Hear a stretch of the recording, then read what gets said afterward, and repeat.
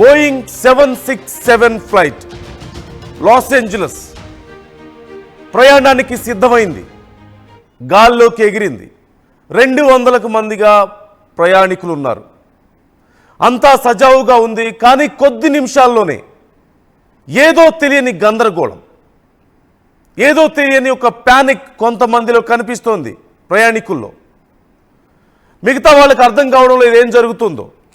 Captain నుంచి ఏదో announcement వస్తోంది, సమ్ ఎమర్జెన్సీ అని.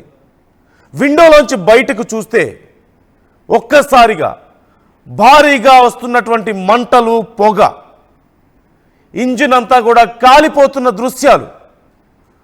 ప్రయాణికుల ప్రాణాలు గాల్లోనే కలిసిపోతాయన్న భయం ఒక్కసారిగా గుండాగినంత పనైంది. ఇంతలోనే ఎమర్జెన్సీ ల్యాండింగ్ అంటూ కెప్టెన్ అనౌన్స్మెంట్ చేశాడు. ఆ తర్వాత సురక్షితంగా ఎలాగో కష్టపడి కెప్టెన్ ఆ ఫ్లైట్ని ల్యాండ్ చేయగలిగాడు.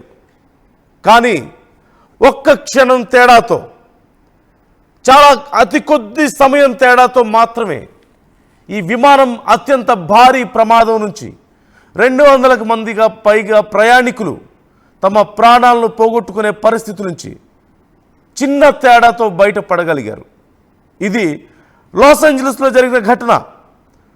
లాస్ ఏంజలస్లో బోయింగ్ 767 విమానం బయలుదేరినటువంటి కొద్దిసేపటికే ఇంజన్లో భారీ మంటల కారణంగా ఇమ్మీడియట్గా ఎమర్జెన్సీ ల్యాండింగ్ చేయాల్సి వచ్చింది.